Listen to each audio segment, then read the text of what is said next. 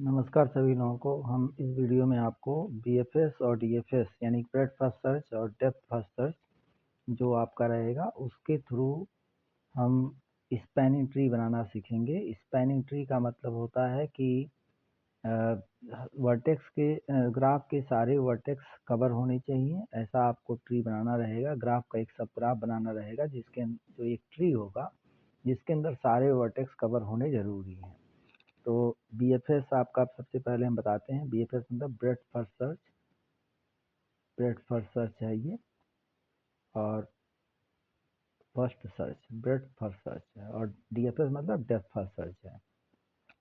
तो spanning tree मतलब कि सारे वर्टेक्स ग्राफ के आने चाहिए। और ग्राफ आपका जो यहाँ एग्जांपल के लिए लिया गया है जी ऑफ वी कामा ई, और स्पैनिंग ट्री जो आपका बनेगा वो आपका उसमें हम वर्टेक्स के सेट को वीटी से डिनोट करेंगे और एच के सेट को ईटी से डिनोट करेंगे। तो जब हम स्पैनिंग ट्री बनाने के लिए चलते हैं ब्रेथ फर्स्ट सर्च की स्ट्रेटजी से, तो ये ध्यान देना है कि एक वर्ड कीवर्ड अर्लीस्ट, कि मतलब जो वर्टेक्स सबसे पहले एक्सप्लोर होगा वही पिक करके हम अगले स्टेप पे एक्सप्लोर करेंगे। तो वी टी इक्वल टू, शुरू में हम कोई भी एक आर्बिट्ररी वर्टेक्स सेलेक्ट कर लेंगे। अब मान लीजिए ए को हमने सेलेक्ट किया, तो वी टी इक्वल टू आपका ए हो जाएगा, और ई टी इक्वल टू आपका 5 रहेगा। शुरुआत में ई टी हम 5 लेके चलते हैं, मतलब उसमें कोई भी एज नहीं आया हुआ है। अब ए अकेला वर्टेक्स है वी टी के अंदर, तो जाहिर सी बात है अब उसी को एक्सप्लोर करेंगे। तो ए के 3 चाइल्ड हैं यहाँ पे, बी है, सी है और डी है। तो बी ए को एक्सप्लोर करने से आपको 3 मिलेंगे, तो इनको हम यूनियन कर देंगे वी टी के साथ। तो ए यूनियन आपका हो जाएगा बी सी डी। अब बी सी डी हो जाएगा तो आपके ग्राफ के स्पैनिंग ट्री के अंदर 4 वर्टेक्स आ चुके, ए बी सी डी।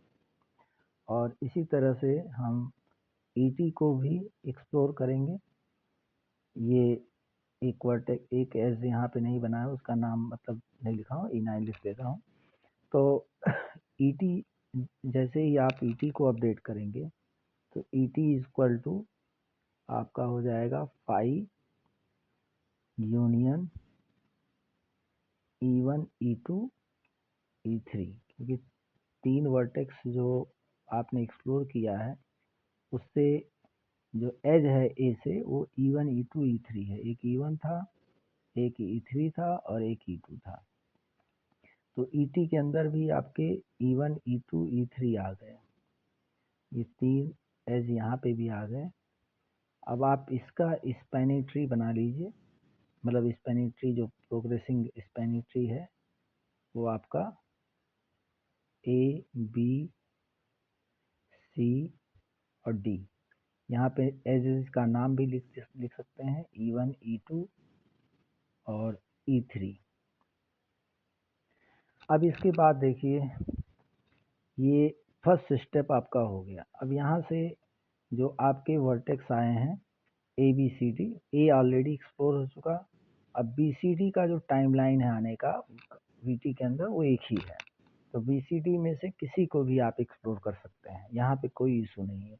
अब मान लीजिए हम बी को एक्सप्लोर करते हैं, कोई सी को एक्सप्लोर करेगा, कोई डी को एक्सप्लोर करेगा। ये नहीं कि सबका आंसर, किसी का आंसर सही किसी गलत, सबका आंसर सही है। बस ग्राफ देखने में अलग अलग लगेगा, अलग अलग स्पैनिंग ट्री बनेगा। तो मान लीजिए हम बी को एक्सप्लोर करते हैं, तो अब सीधा हम यूनियन करके नहीं दिखाएंगे, सीधा वैल्यू लिखेंगे। तो वी टी इक्वल टू आपका देखिए ए बी सी डी आपका पहले से था, और अगर बी को एक्सप्लोर करेंगे तो आपको बी से, बी का केवल एक ही चाइल्ड है ई, तो यहाँ पे ई केवल आपका आएगा। एक बार हम यूनियन कर दे रहे हैं और बाकी इसके बाद डायरेक्ट लिख देंगे ए बी सी डी ई। तो ये आपका हो गया। इस तरह से ई टी जो हो जाएगा आपका, क्योंकि ई को ई चाइल्ड जो मिला है उसके थ्रू आपका देखिए E7 एज के थ्रू मिला है, तो E7 एज और आपका बढ़ जाएगा E1 E4 E3 और E7। तो ये मैं डायरेक्ट लिख दे रहा हूँ, यूनियन नहीं करूँगा। तो बी आपका हो जाएगा और बी से आपका ई ऐड हुआ है इसके अंदर, और यहाँ पे E7 आपका एज आया है। अब यहाँ पे ही मेन कॉन्सेप्ट आपको समझना है। अब क्या ई को एक्सप्लोर करेंगे? तो आंसर है नो, क्योंकि वो सबसे बाद में फैमिली में जुड़ा है वीटी के, अर्लीस्ट वो नहीं है, वो लेटेस्ट है। तो बी, ए ऑलरेडी एक्सप्लोर है, बी ऑलरेडी एक्सप्लोर है, तो हमारे पास बी के टाइमलाइन के साथ सी डी भी मिला था। सी और डी में से किसी को एक्सप्लोर कर सकते हैं हम, यही मेन इसमें कॉन्सेप्ट है, बाकी कुछ नहीं है। तो सी को मान लीजिए हम एक्सप्लोर करते हैं, कोई डी को करेगा तो उसका ग्राफ दूसरे तरह का नज़र आएगा, लेकिन सही दोनों रहेगा। तो सी को एक्सप्लोर करेंगे तो सी का चाइल्ड है एफ, और डी, सी से डी भी जुड़ा हुआ, लेकिन डी ऑलरेडी एक्सप्लोर होके आ चुका है, तो डी के बारे में बात नहीं करेंगे कि सी का सी डी से भी कनेक्टेड है, तो ऐसा कुछ नहीं है, क्योंकि डी ऑलरेडी आ चुका है ग्राफ में, और डी से करेंगे तो सर्किट बन जाएगा। तो सर्किट अवॉइड भी करना रहता है, कैसे भी आप समझ सकते हैं इस बात को। तो वी टी इक्वल टू जो वर्टेक्स ऑलरेडी एक्सप्लोर्ड हैं, आ चुके हैं हमारे वी टी के अंदर, उसको तो कतई नहीं फिर शामिल करेंगे। तो ए बी, वैसे उसको करने से सर्किट बन जाएगा। ए बी सी डी और ई और सी से एक्सप्लोर करके एफ मिला, डायरेक्ट हम लिख दे रहे हैं, यूनियन आप लोग कर लीजिएगा। और ई टी इसी तरह से हो जाएगा आपका, ई टी हो जाएगा आपका E1, E4, E3, E7 और E9, और लास्ट में C से F को कनेक्ट कर देंगे, तो E9। ये फाइनल आपका ट्री बन जाएगा। लेकिन जैसे जैसे स्टेप आपके बने हैं, वैसे वैसे आप अलग अलग ट्री बनाते चले जाइएगा इस तरह का। जैसे पहला आपने केवल ABC से बनाया था, ABCD वाला बनाया था, दूसरे स्टेप में आप फिर अनदर ट्री बनाइएगा ई जोड़ के, और लास्ट स्टेप में एफ भी जोड़ के, हर स्टेप में अलग अलग ट्री बनाइएगा। तो इस तरह से आपका, क्योंकि सारे वर्टेक्स आ गए, तो हमारा ये स्पैनिंग ट्री हो गया। ध्यान ये रखना है, ये मिनिमम स्पैनिंग ट्री नहीं है, सिर्फ स्पैनिंग ट्री है। Minimum spanning tree weighted graph में होता है, जहाँ पे ऐसे एजेस को सिलेक्ट करने रहते हैं जिससे उनका सम जो आए वो मिनिमम आए। तो BFS, अब इसके बाद हम DFS बताएंगे। तो DFS में भी हम यही एग्जांपल लेते हैं। तो डेप्थ फर्स्ट सर्च के थ्रू हम क्या करेंगे ये देखते हैं।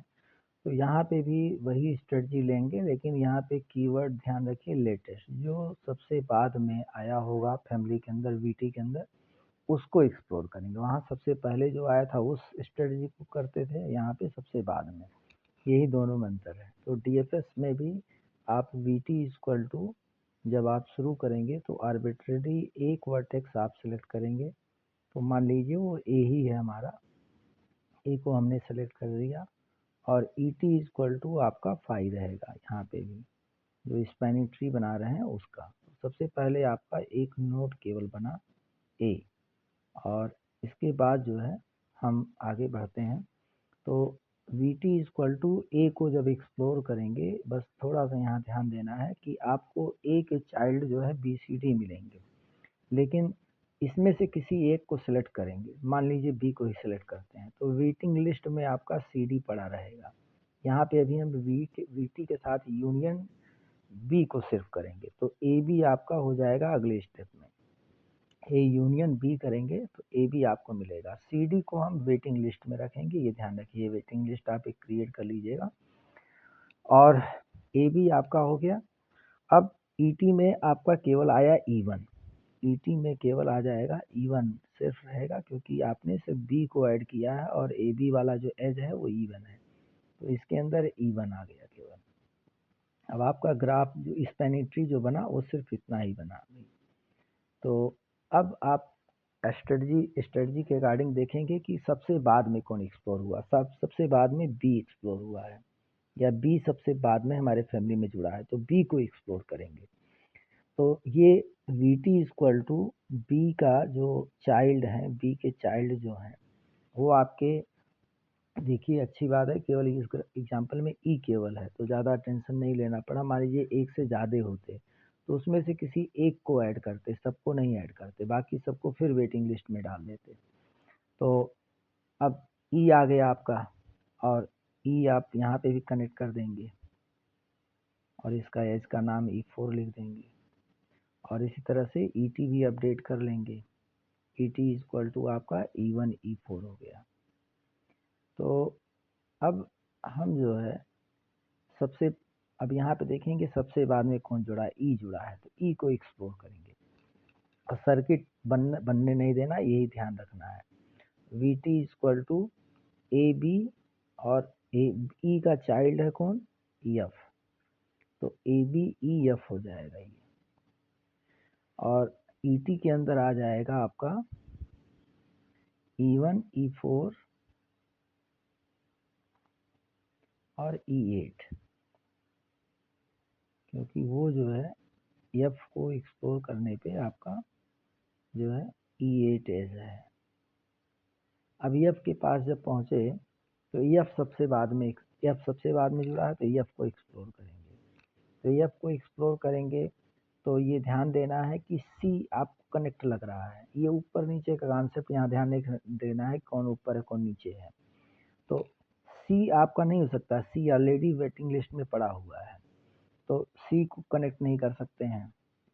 अब आपके पास D है तो D भी नहीं कनेक्ट हो सकता है, क्योंकि D भी वेटिंग लिस्ट में पड़ा हुआ है, तो F को नहीं एक्सप्लोर करेंगे। तो वापस आएंगे अपने क्यू में, जो वेटिंग क्यू आपने बना रखा है उसके पास आएंगे। ये ध्यान देने वाली बात है कि F को एक्सप्लोर नहीं करेंगे, क्योंकि F जो है आपका F को एक्सप्लोर करने पे C और D मिल रहा है। CD तो हमारा ऑलरेडी वेटिंग लिस्ट में इंतजार कर रहा है, तो उसको क्यों जोड़ेंगे, उसको नहीं जोड़ना रहेगा। और अगर मान लीजिए कि एक और हम एडिशनल चीज़ बता रहे हैं, जैसे B को एक्सप्लोर करने पे मान लीजिए B यहाँ से भी एक एज होता है, डॉटेड हम बना के दिखा रहे हैं, तो आप इसको F यहाँ पे जब आपने B को एक्सप्लोर किया तो E और F दो मिलता तब आपका, तो EF में कोई एक ही आप यहाँ पे ऐड करते, दूसरा वेटिंग लिस्ट में यहाँ पे डाल देते। जैसे यहाँ पे CD का वेटिंग लिस्ट है, तो यहाँ पे भी आप F को वेटिंग लिस्ट में डाल देते हैं, ये ध्यान रखिएगा। लेकिन अभी चूंकि है नहीं, इस नाते इसको हम नहीं करेंगे, और ये डॉटेड लाइन हम हटा दे रहे हैं। तो यह चीज़ आपको ध्यान देना रहेगा, ठीक है। अब यहाँ पे आपका देखिए कि हम क्या करेंगे। अब चूंकि CD हमारे पास है, तो CD में से किसी एक के पास जाएंगे, क्योंकि टाइमलाइन दोनों की एक ही थी। तो मान लीजिए हम C के पास जाते हैं, तो C के पास जाएंगे, और अब आप देखिए कि C के पास ए मतलब C को कनेक्ट करेंगे इसमें। ए चूँकि वो A से एक्सप्लोर होने पे मिला था, तो C को हम अपने पास शामिल कर लेते हैं VT में। तो VT में जब शामिल करेंगे तो हमारा जो ग्राफ है वो हो जाएगा VT equal to A B E F और C इसमें आ जाएगा, बढ़ जाएगा। और इसी तरह से इसमें भी एक एज आपका ऐड हो जाएगा, E2 हो जाएगा, E2 और आ जाएगा ET के अंदर, और उसको बना भी देते हैं यहाँ पे। तो ये हो गया आपका E2 और C।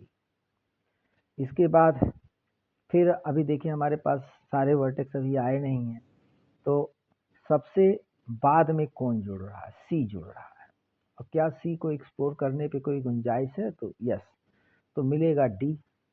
लेकिन D आपका ऑलरेडी क्यू में पड़ा हुआ है, इस नाते हम C से D को नहीं जोड़ेंगे, ये ध्यान देना है। तो वेटिंग लिस्ट में भले सी वेटिंग लिस्ट के पास जाएंगे, तो वेटिंग लिस्ट में D जो वेट कर रहा था उसको A के थ्रू ऐड करेंगे, तो फाइनल आपको मिल जाएगा ये चीज़, ये आपको ध्यान देना है। तो VT फाइनली जिस क्रम में एक्सप्लोर हुआ है, क्रम आपका हो जाएगा A पहले, फिर B, फिर E, फिर F, फिर C, फिर D। ये आपको ऑर्डर एक तरीके से मिल जाएगा, और ये आपका स्पैनिंग ट्री हो जाएगा। आई होप आप लोगों को समझ में आया होगा। तो इसमें मेन चीज़ आपको लेटेस्ट याद रखना है, और क्यू पे हमेशा ध्यान रखना है कि क्यू में कौन कौन से वर्टेक्स हैं जो वेट कर रहे हैं, उसको आप इन बिटवीन अगर कहीं पे मिल रहा तो उसको ऐड नहीं करेंगे, सीधा तब वेटिंग लिस्ट जहाँ से बना था जिस नोड को एक्सप्लोर करने से, उसके माध्यम से जोड़ेंगे। ये नहीं कि नया कोई, अब जैसे C से D मिल रहा तो C से D नहीं कनेक्ट करेंगे, या एफ से सी और डी को नहीं कनेक्ट करेंगे, क्योंकि सी डी हमारा वेटिंग लिस्ट में पड़ा हुआ था और जहाँ से वो वेटिंग लिस्ट बना था ए से बना था, तो ए के थ्रू जोड़ेंगे।